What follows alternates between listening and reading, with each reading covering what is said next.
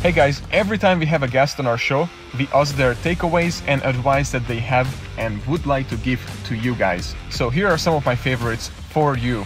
Enjoy. The most important kind of foundational piece of advice I would give anyone who is about to open up a business is to be really crystal clear on the vision, the mission. So the vision is what you see. What do you see? And it's going to change, but what they say, shoot for the moon, miss, you'll still hit the stars, right? So be clear on the trajectory of where you're going and as detailed as possible, like smell the paint, visualize the people walking in and how great it feels when they walk in, right? Be really, really crystal clear on the vision, be really clear on the mission. Like, why are you even doing this? The deeper the why, the more power you're going to have. And the deeper the why, meaning that it's not about you. It can't ever be about you. If you focus on how it's this greater good mission, mighty forces will come to your aid. Be really clear on the philosophy. Like, what do you believe? Like, why do you believe that you have something that's unique and valuable? Like, what are your core beliefs?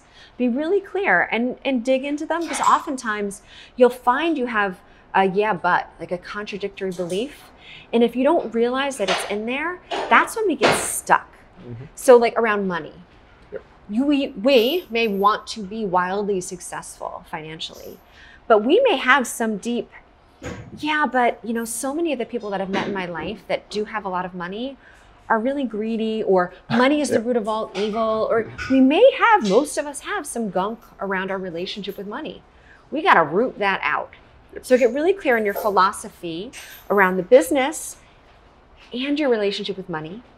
And then fourth, be really clear on the strategy. Like, what are the things that you are going to be executing on consistently over this next period? And so really take the time to do that work and then share that with the whole team, everybody who is involved, because everybody has to believe in it. And everybody has to trust that the team is going to get them there. And you got to call spade and spade, have whatever tough, transparent conversations. Because if anyone isn't in alignment and there's not that trust and respect, it's going to be leaking energy. Yep, that's true. 100% right. I recommend doing better at dream setting and getting clear about the future, because when you start thinking about what kind of lifestyle do you want to have in the future, what kind of money it would take to actually create that kind of a future, you can usually back that in. So, Stephen Covey, great author of Not Even Our Time, that always said, begin with the end in mind. And I think when you start beginning with the end in mind and you think about where do I want to be in the future, that really tells you, how do I back that into today, and how can I start getting future pulled instead of I don't want this, or I could grow a little off of last year. Start thinking about where you want to be in the future and start getting pulled that direction, because it doesn't matter really which way you go with it.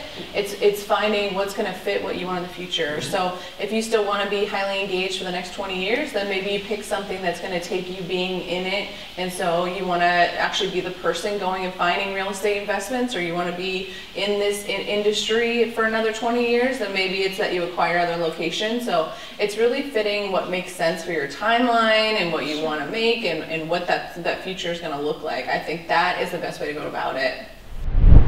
Is there any advice that you have learned you would give from a gym owner or a personal trainer? I would say customer service for both. Like, there's just nothing more important. And I think, I believe, I say this a lot, I believe apples to apples, if you're competing with another company, I hate to say apples to oranges. Like, even don't change your product to chase what other people are doing. Change your services and all that. I mean, you can tweak them. You have to keep up with the times. Maybe tweak the way you deliver your service and your product. But trust what you're doing, if you believe in it. But dig into the customer service. Like, there's a way where no one can beat you in your market. You can be the best at customer service, and no one's holding you back from that. You may not have the best equipment. You may not have the biggest square footage. You may have signed a lease that's a little too aggressive. That was, you're gonna have to go back and renegotiate. But customer service, you can be the best at that. So why not take that off the table and not even have to talk about that in terms of having a competitive advantage? And that goes for trainers and business owners. I'd say for trainers, always be working on your craft and start to establish yourselves as an authority, because regardless of whether you you making money on content or stopping and talking to someone and telling them how to do something properly, sending them, making a little video for them and said, hey, I met you, I made this little video for you and sent it to them, putting it on YouTube, Instagram, social media. And the point is, like, give as much for free, establish yourself as an authority, and you'll never run out of people seeking you out for help. You'll always be in business.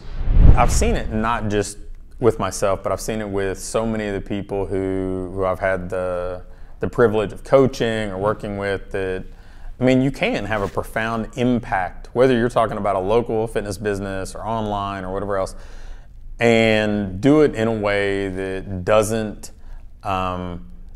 detract from your ability to have a wonderful personal life. You can earn the income that you deserve for the value you're providing. I mean, you can do it, but you're not going to do it by accident. I mean, you need to have a plan, whether you're leaning on somebody like me or somebody like you, or a handful of other people out there who are doing great work to help you, but you need to have a plan to do it. And what's great is when you have that plan, you're also, you're doing better work for the clients you're serving, not just for your family, but you're helping them see that, yes, you can have this full life where you're healthy, you're fit, but you're also getting to enjoy the benefits of that because you're getting to live doing the things that you're excited and passionate about.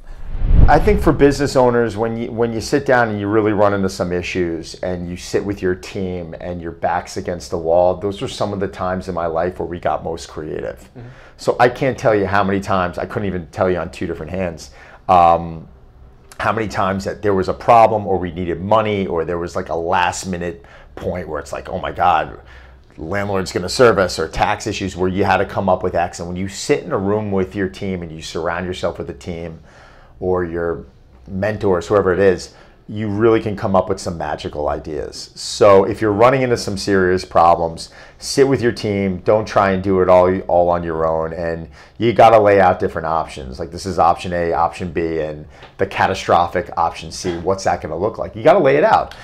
For trainers, you got to be patient. Too many of you are getting into this line of work looking at really successful coaches that might train celebrities or that might have their own gym, and they think it just happened overnight. And you got to put if you've been training for 2-3 years, like in my book, you're not even close yet. Like, you've got to put a lot of time in. You got to make mistakes. You got to make contacts. Be entrepreneurial and start thinking about that next kind of a stepping stone that you want to jump up onto. But don't get discouraged about your path. If you love it, if you feel great about it, keep doing it, but understand that this sort of thing takes time. Let's say a new personal trainer who's just starting out as a personal trainer, or to a business owner who is just starting out as a business owner, or you can pick both of them, what would be like the number one advice that you would give to them? Okay, so to a trainer, people ask me this all the time, what certifications to get. So certifications are very important, but just know from a gym owner's point of view, I've had people that walk through this door that have an arm's length list of certifications, but if you don't have the personality and you genuinely give a shit, your certifications don't mean dick, right? That's number one. But on the same note, don't get so structured into like traditional things anymore, because fitness is evolving so much that I believe doing things that you enjoy shows in your coaching skill. So yes, get your core, maybe your NASM, National Academy of Sports Medicine, to learn the foundations, but then do special workshops, certifications in modalities that are really strange. Bodyweight, animal flow, TRX, battle ropes, kettlebells, maces. The future of fitness is evolving and it's becoming very unconventional. So tap into that. To business owners, number one is make sure that you are not trying to do this for the money, but number two, have a plan. And opening up a new gym is it's like a new relationship or a new marriage, right? Everything's great for the first 1 year, maybe 2 years, but if you don't have a plan, you're gonna be having a lot of oh fuck moments in year 2 and into year 3, unless you're already well on your way before you even open the doors. So don't let the beginning of a business kind of overexcite you, because that success will not last forever. So have a system in play. Yes, that's awesome. Within a business, you've got different people. You've got the operator, you've got the creative, you've got the investor, and you may have an owner. And so within those realms, you may be technically all four of them. So I'm all for them to say Charlie Street, right? But going forward, I love being the CEO of the company. I love being able to have control over a lot of things. But I also know where my strengths lie. My strengths is in the creativity, the relationships I'm able to create.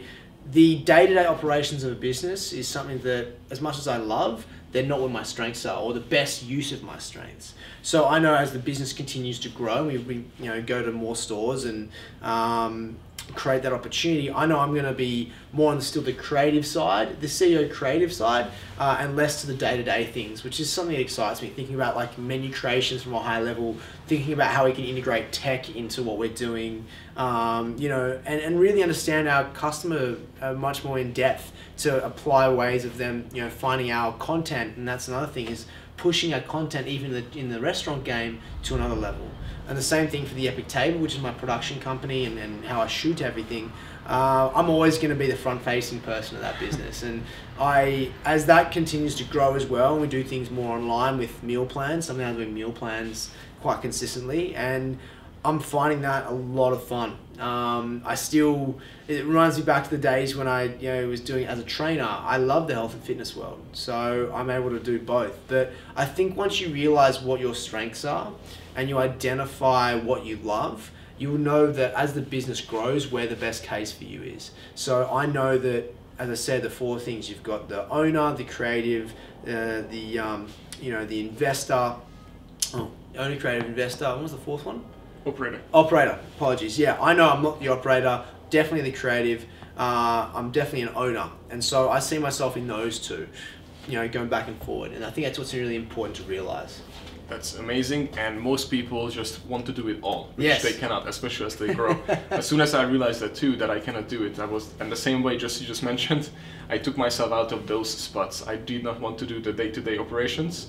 So the first thing was to hire somebody who loved doing that and then take over, because I don't have the strength in that, but they do live and breathe that. So for them, the Excel sheets to looking at the stats, to looking at the people, talking to the people, make sure you're doing it right, and all these things is like music to their ears. And to me, it's like, again. Yeah, yeah. It drains you as well. It really does. And you don't want that weighing you down. You want to be making decisions, whether it be, working with a client one-on-one or working from a more of a CEO role. Mm-hmm. You want to making sure your time is best spent towards something you love and are better at. Yep.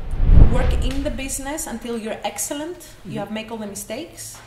Like I mentioned earlier, work for another company and make more mistakes. Have a mentor. Mm-hmm. It's very important, and I know you love mentoring and coaching. Mm-hmm. I completely agree. And then take yourself outside and give power to the people that are there, because when you were in it, I'm pretty sure that you were an owner. So you got to expect the same thing from your people, that they could be an owner. And if they're not representing you in excellence, mm-hmm. and you have tried your best, mm-hmm. and they're not performing, they got to go, and you got to bring somebody who's the same like you. Not the same, they could be better than you. Sorry, they could be better than you. But don't allow mediocrity in your mm-hmm. team, because that represents your results. Exactly. What you could do is, when you do dive into that client or dive into that book, that's when you're going to have the most fun. Yeah. That's when you're going to be lost in that moment and enjoying that moment more than, oh man, when is this client over? You know what I mean? Like, you're just making your own life miserable, and you're wasting their time and wasting their money. You know, so everyone's wasted. But when you put everything into that client, you're going to get more out of it. Yes.